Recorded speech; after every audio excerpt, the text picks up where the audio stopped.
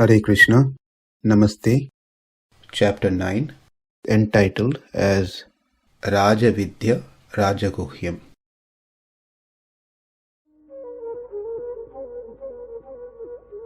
Sloka 23. anya-devatā-bhaktā yajante śraddhayānvitāḥ tepi mam eva kaunteya yajanty avidhi-pūrvakam. śraddhayānvitāḥ, complete faith. They have a complete faith on these devatas, and they exactly follow as per the Veda-bhaha, what is told in the Vedas. But what has been missed out here is Vedanta-bhaha, that these devatas are part and parcel of Krishna. But they think these devatas are supreme by themselves, and they can provide and give whatever their devotees desire for. Krishna says anya-devatā-bhaktā, meaning he is differentiating himself with every other devatas that we can think of. So Krishna is different and other devatas are different. How they are different? Because Krishna is the cause and they are all effect. Krishna is the source of all these devatas. They are all Krishna's energy. They are all part and parcel of Krishna. And Krishna is antaryami, antaratma, all these devatas. Krishna is the one who provides everything. Krishna is the one who have designated these devatas with their responsibilities and roles. They cannot function independently. In many ways, Krishna is unique. Devatas are different category.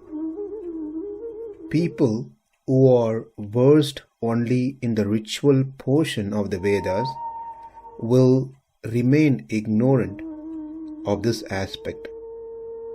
When worship is carried out without understanding this aspect, it is not done in ways sanctioned by the Shastras. Therefore, such worship will not fetch the results in full. Avidhi-pūrvakam, vidhi means Shastra, the scriptures. Shastra gives us the knowledge, the rites performed by those who know the teachings of Shastra. They know it is the Supreme Lord who is present in this Devata's heart, and all their prayers, offerings, worship, it all goes to that Supreme Lord, Sri Krishna. Whereas the person who do not know the Shastra are following in a wrong way, method.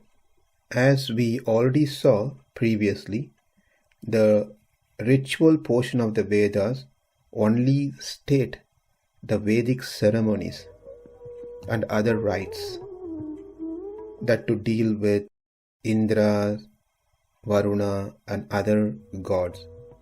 It is only the Vedanta deals with the nature and the place of these demigods, devatas.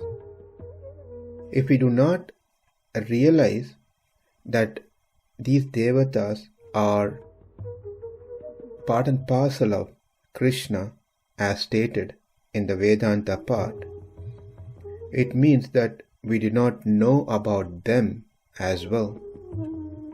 Who they are, how they came into existence, how did they get the power and position.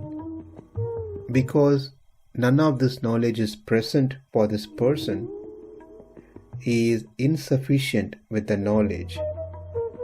Therefore, whatever he is performing is also incomplete, which means it's not going to give the complete result.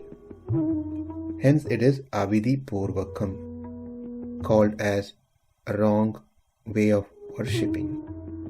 Srila Prabhupada in his purport gives a couple of examples.